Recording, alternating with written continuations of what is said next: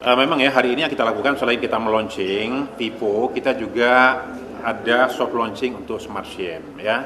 Memang ada pembeda SIM yang lama dengan Smart SIM yang akan kita launching dengan grand launching nanti pada tanggal 22 bulan September bertepatan dengan Hari Lalu Lintas Bayangkara. Tetapi hari ini yang kita lakukan adalah soft launching untuk memperkenalkan lebih awal kepada masyarakat kita, kepada siapapun masyarakat kita yang ingin mendapatkan SIM gitu. Bahwa sekarang ada Smart SIM dengan kelebihannya adalah yang pertama, semua forensik kepolisian ada di sini. Di sini itu maksudnya di dalam. Di dalam ada chip dengan kapasitas tertentu yang kita siapkan. Sehingga nama, alamat, tempat tanggal lahir, pekerjaan semua ada pada kartu itu, ya. Itu kelebihannya.